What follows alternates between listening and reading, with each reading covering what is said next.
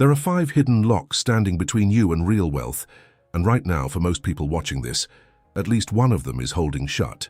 Money has to pass through all 5 in order, like a vault door secured with 5 separate locks instead of 1, and every single lock has to release before the door actually opens. Not vague bad luck, not a curse.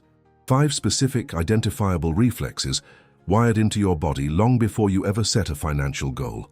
And until every one of them releases, in order, money will either never arrive and leave almost immediately, or arrive and quietly force you to shrink back down before it can grow into anything real. Most manifestation content treats this like one single switch: believe harder, feel richer, and the money shows up. That's not how a nervous system works, and it's not how a vault door with 5 locks works either.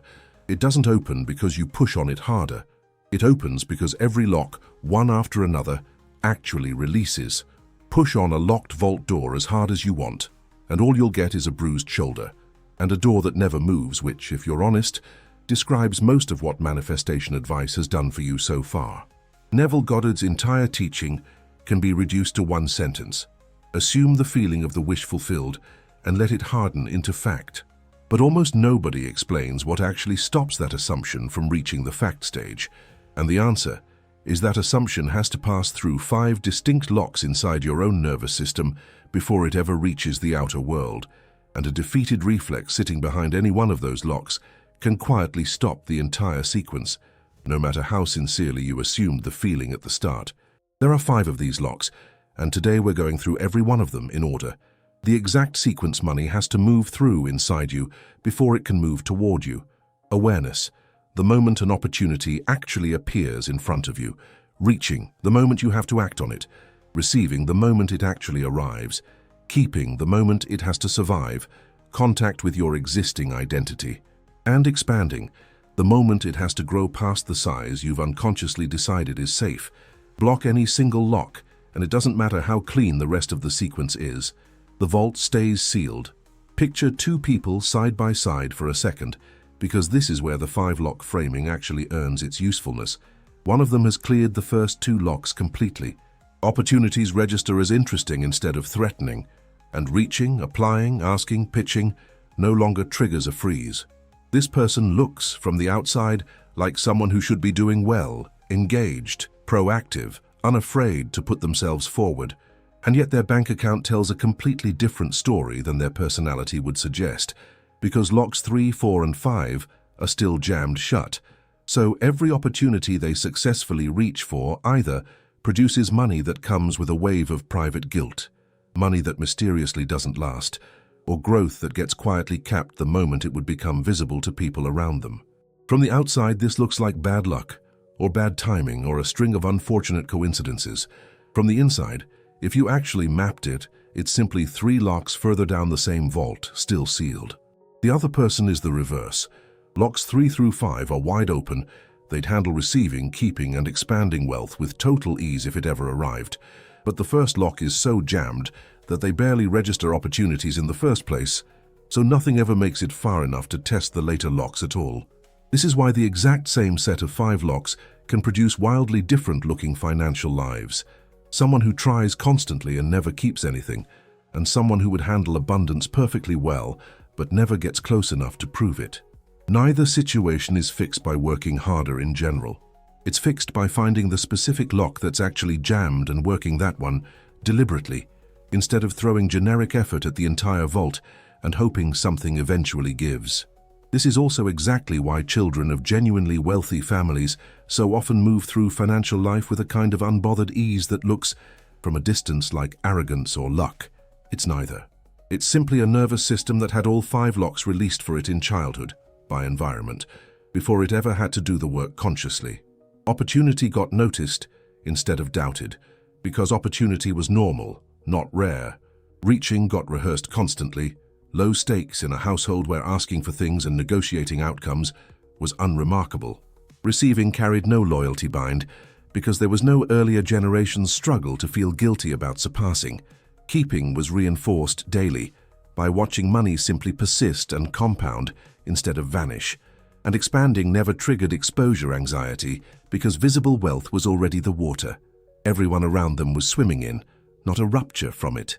None of this means a first-generation wealth builder is at a permanent disadvantage, but it does mean the work is different, and pretending otherwise wastes years. Someone who inherited an open vault gets to spend their energy on strategy, opportunities, decisions, the actual 3D mechanics of building something.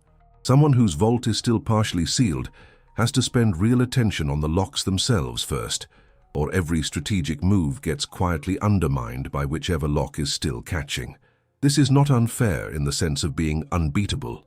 The mechanism that installed the jammed locks, repetition, sensory evidence, time, is the exact same mechanism that releases them. It simply means the person doing this work consciously on purpose for the first time in their family line is doing something the inherited version of themselves never had to notice was even a skill. Start with awareness, the very first lock, because if this one is blocked, nothing downstream even gets a chance to matter. Awareness isn't just noticing an opportunity exists. It's noticing it without an immediate automatic reflex talking you out of it before you've even finished reading the message. Watch yourself the next time something arrives, an opening, an offer, a piece of information that could genuinely change your position. If the very first internal reaction is a reason why it won't work, why you're not the right fit, why it's probably a scam, why the timing is wrong, that's not discernment. That's the first lock jammed shut. This reflex almost always traces back to an early, specific moment where hope was expensive. A childhood where getting excited about something, a gift, a trip, a promise, frequently preceded disappointment, teaches a developing nervous system an efficient shortcut: kill the hope before the hope can be disappointed. It's protective in its original context. It is completely maladaptive by the time you're an adult evaluating a genuine financial opportunity, because it fires exactly the same way, regardless of whether the opportunity in front of you is real or not. The nervous system doesn't update this reflex through new information. It only updates it through new, repeated, emotionally convincing experience, which is exactly what an imaginal act can provide when it's done correctly. To release this lock, you're not trying to force excitement, which usually just sits on top of the same dread underneath, unconvincing and brittle. You're deliberately rehearsing a specific scene of noticing an opportunity and feeling curious instead of doomed, calm instead of braced, before you go to sleep tonight. Not a specific amount of money, just the felt sense of an opening arriving and your first internal motion being interest instead of preemptive rejection.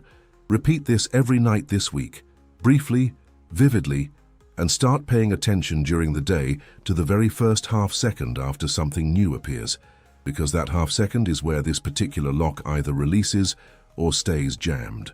Here's what this actually looks like in a real moment, not an abstract one. A message comes in about a potential client, a bit outside your usual scope, slightly bigger than what you normally take on. Someone with the first lock open feels a small, immediate pull of curiosity. Interesting, tell me more even before any of the practical questions get answered.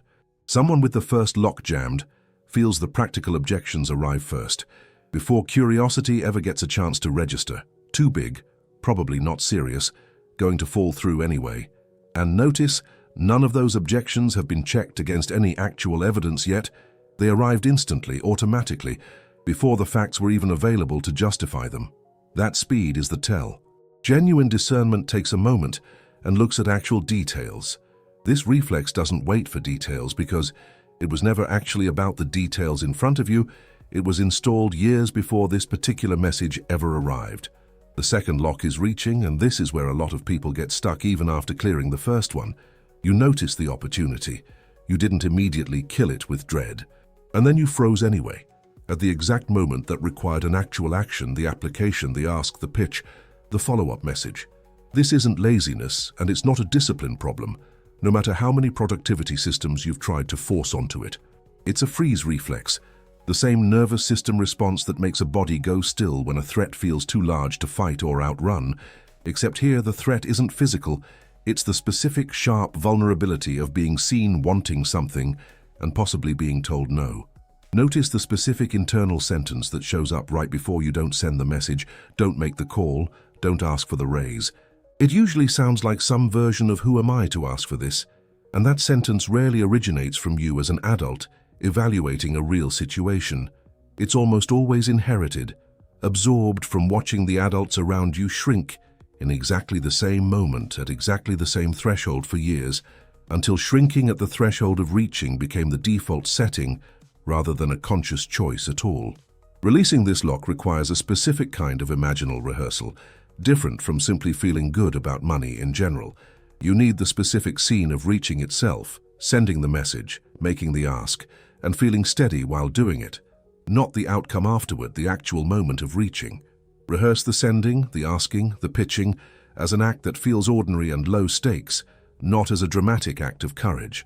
The freeze reflex doesn't get talked out of existence. It gets replaced through repeated, low-charge rehearsal of the exact moment it currently fires, until reaching itself stops registering as a threat worth freezing over. Here's the specific version of this most people recognize immediately once it's named. The email is drafted. The message is typed. Your thumb is genuinely hovering over send. And then, for reasons that feel urgent and legitimate in the moment, you close the app. You'll send it later. You want to word it better. You're not sure it's the right time. Data rarely comes, or it comes so delayed that the opportunity has quietly closed itself by the time you return to it, which then gets filed away as more evidence that opportunities don't work out for you, when the actual event was never the opportunity failing. It was the second lock refusing to open at the exact moment it mattered. The draft sitting unsent for 3 days isn't caution. It's the freeze reflex dressed up as carefulness, doing exactly what it was designed to do: protect you from the vulnerability of having reached and possibly been refused at the cost of ever finding out what would have happened if you had. If this is landing, comment which lock you're stuck at right now, awareness or reaching. I want to know where this audience is actually jammed before we go further. That's the first 2 locks. In the next part, we go through the 3 that come after the money has already technically arrived, which is where most people who've made it this far in their financial life are actually still stuck. Receiving, keeping, and expanding, and the specific reflex hiding behind each one. The third lock is receiving, and this is the one that surprises people most, because it only activates once money is already, technically, in your hands, which makes it feel like it shouldn't be a problem anymore. It is. Notice the specific physical sensation the next time money arrives: a payment, a deal closing, an unexpected deposit. If underneath any relief there's also a flicker of guilt, of needing to justify it, of already rehearsing how you'll explain this amount to someone else, that's the third lock catching. This one traces back to something deeper than simple unworthiness. It's usually a loyalty bind, an unconscious agreement, never spoken, never signed, that says you cannot meaningfully exceed the financial reality of the people who raised you without somehow betraying them. If a parent struggled with money for decades, a part of your nervous system may have quietly concluded that surpassing them is a kind of abandonment, leaving them behind in the very struggle that, in some strange way, has connected you to them your entire life. This is why some people can receive a significant amount of money and immediately feel compelled to minimize it, apologize for it, or give large parts of it away far faster than any actual plan would require, not out of generosity, but out of an unconscious need to get back under the loyalty ceiling as quickly as possible. Releasing this lock requires a very specific kind of permission granted by you to you deliberately. Not permission from the people who raised you. They were never actually the ones withholding it, your own nervous system was. Rehearse a scene of receiving a specific amount and feeling nothing except calm ownership of it. No explanation prepared, no guilt attached, no immediate plan to minimize it. If a face from your past shows up in the scene with a disapproving look, that's useful information, not a reason to stop. It's showing you exactly where the loyalty bind is still wired in. Keep rehearsing the scene until that face's reaction stops mattering to the felt sense of the money being simply, calmly yours. Here's what this looks like at the kitchen table, so to speak. A payment lands that's genuinely good, better than expected, and within minutes you're already rehearsing the explanation. It was a one-time thing. I got lucky. The client overpaid. Anything that quietly shrinks the amount back down to a size that doesn't require updating who you think you are. Watch specifically for the urge to tell someone about it in a minimizing tone before you've told anyone in a proud one. That order matters. If the minimizing version is the one that comes naturally, first unprompted, that's the loyalty bind talking. making sure the amount gets socially downgraded before anyone, including you, has time to fully register it as normal.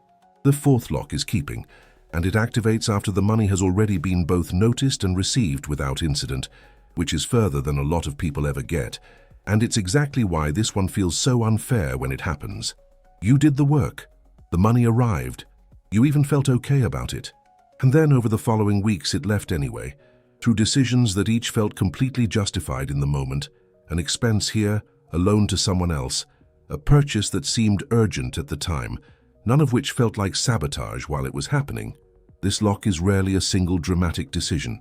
It's usually a series of small, reasonable-seeming corrections, your nervous system quietly steering behavior back toward the financial identity it still considers normal, the same way a thermostat corrects a room back to a set temperature, regardless of what the weather outside is doing. The money was never the target of the correction. The identity was. As long as the identity assumes a lower baseline, any amount above that baseline reads as an anomaly to be resolved, not a new normal to be protected. Releasing this lock means rehearsing the specific scene of money simply staying, being there weeks later, months later, still present, still growing, without any specific dramatic act of protecting it, just quiet, boring continuity. The feeling to aim for isn't triumph. It's mild boredom, the specific felt sense of an amount that no longer needs to be corrected back down, because your nervous system has finally accepted it as the new baseline instead of an exception waiting to be fixed. You'll usually recognize this one in hindsight rather than in the moment, which is exactly what makes it so effective at staying hidden. Look back at the last time a meaningful amount came in and trace honestly where it actually went. Rarely is there one large, obvious mistake. It's almost always 4 or 5 small individually reasonable decisions, a purchase that felt earned, a loan to someone that felt kind, a subscription that felt harmless, an upgrade that felt overdue, each one defensible on its own, each one quietly returning the total back toward the old familiar number. The correction doesn't announce itself as sabotage. It shows up wearing the completely ordinary language of normal spending, which is precisely why it survives unnoticed for years in most people's financial lives.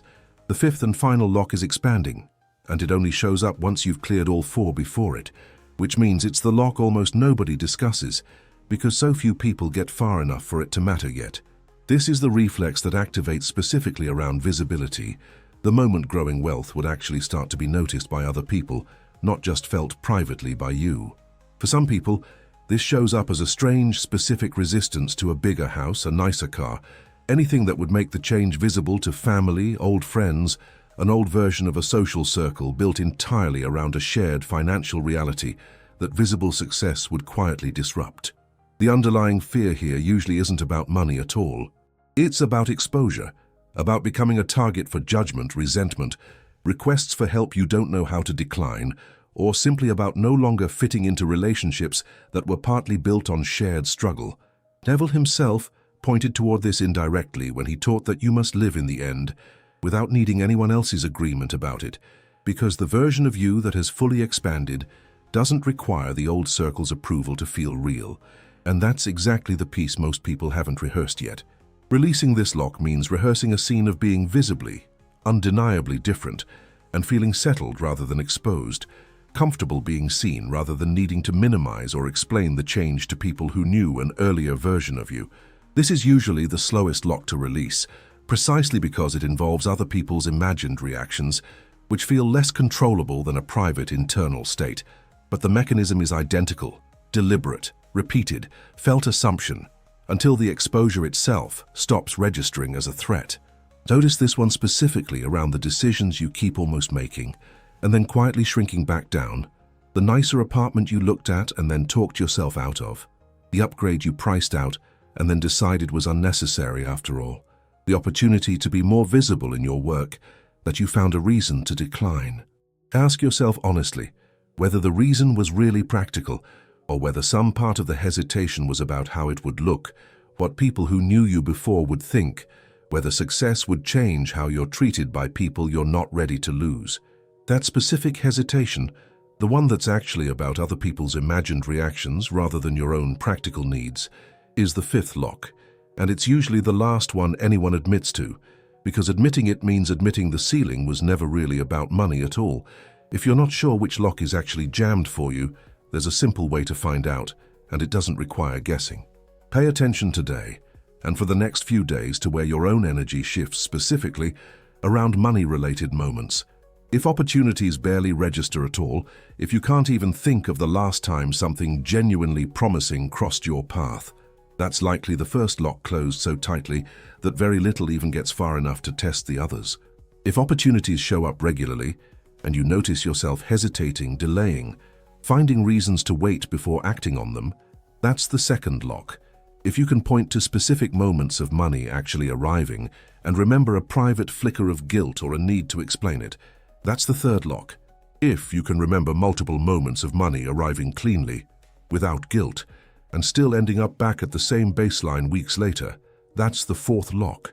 And if you've noticed yourself quietly declining visibility, a bigger opportunity, a public win, a chance to be seen succeeding, that's the fifth lock, even if every lock before it is wide open. Misdiagnosing which lock is jammed wastes real time, so it's worth double-checking before you commit weeks of nightly rehearsal to the wrong one. Someone who assumes their problem is awareness, because opportunities feel rare, sometimes actually has a wide-open first lock and a jammed third or fourth. They're simply not registering how many small opportunities they've already quietly declined further down the sequence. A friend's introduction not followed up on, a return email left unanswered, which looks, from a distance, like opportunities never showing up in the first place.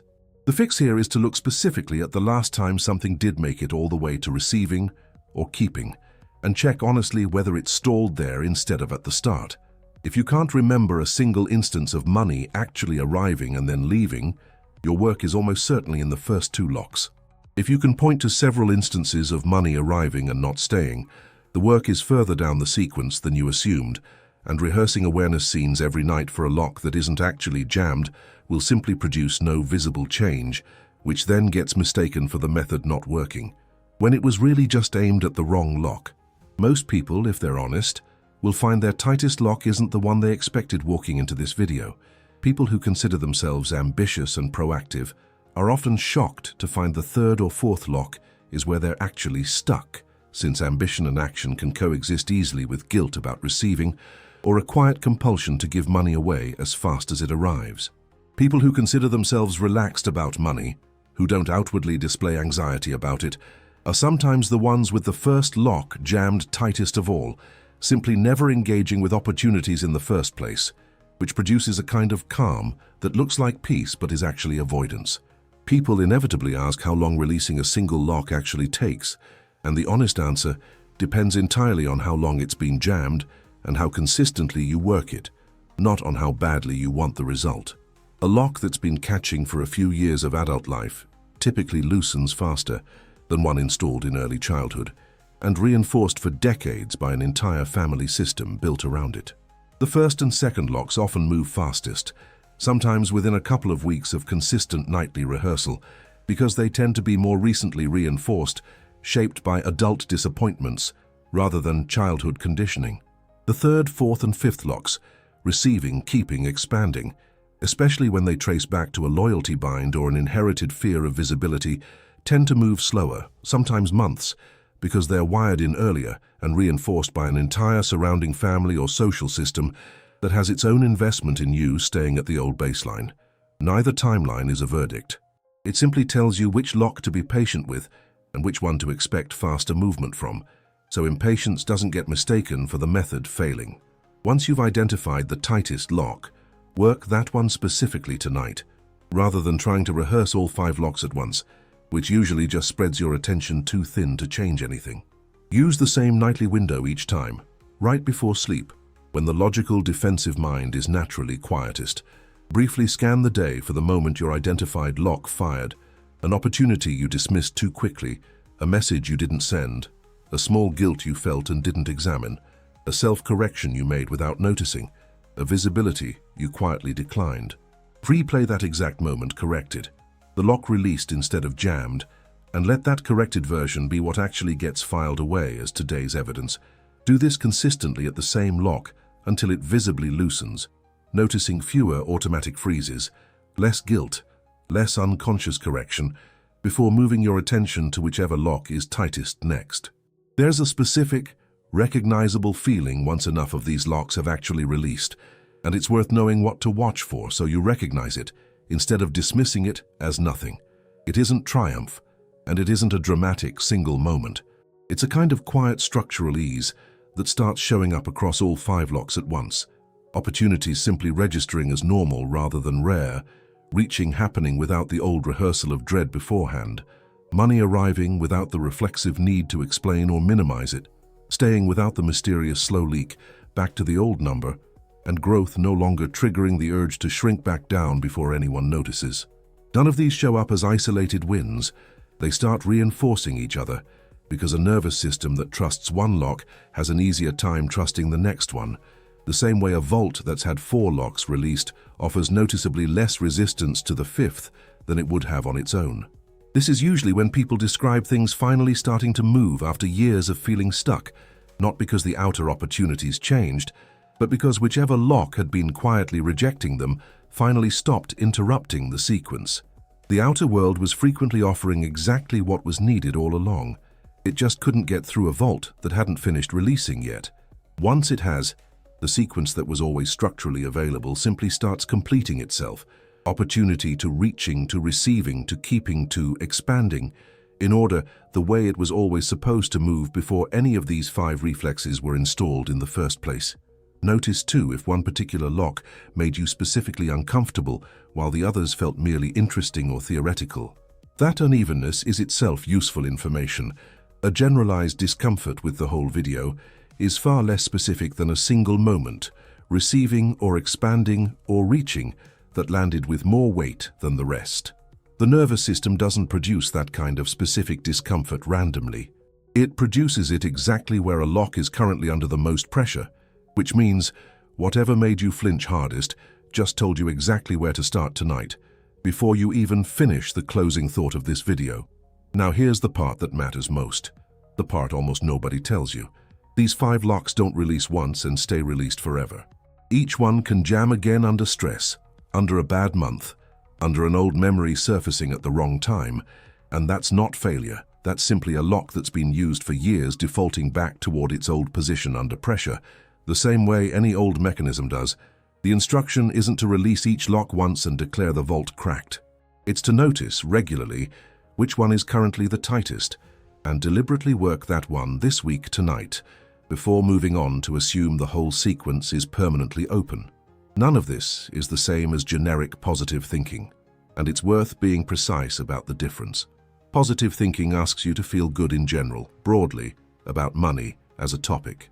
Releasing a specific lock asks something much narrower and much more mechanical, a specific reflex at a specific moment, replaced by a specific rehearsed alternative, repeated until it's the automatic one. Vague optimism doesn't touch a freeze reflex at the exact second an email needs sending. A precisely rehearsed scene of sending that exact kind of message calmly does. The difference between the two is the difference between hoping the lock opens and actually turning it. Force each lock open deliberately, one at a time, instead of hoping the whole vault releases at once from a single burst of positive feeling. Dictate the felt sense of each lock, instead of waiting for external proof that it's safe to feel that way. Destroy the assumption that one good week means the vault is fully cracked. It isn't, until every lock holds under pressure, not just under ideal conditions. Starve whichever reflex is currently jammed of the old evidence keeping it in place. The dread, the freeze, the guilt, the quiet self-correction, the fear of being seen, by refusing to feed it fresh confirmation today. Brainwash is not too strong a word for the deliberate, repeated sensory work required to override 5 separate locks that took years to wire in without your permission in the first place. Comment which lock is jammed for you right now: awareness, reaching, receiving, keeping, or expanding, and tell me if it was the one you expected or one you didn't see coming until you actually sat with this video.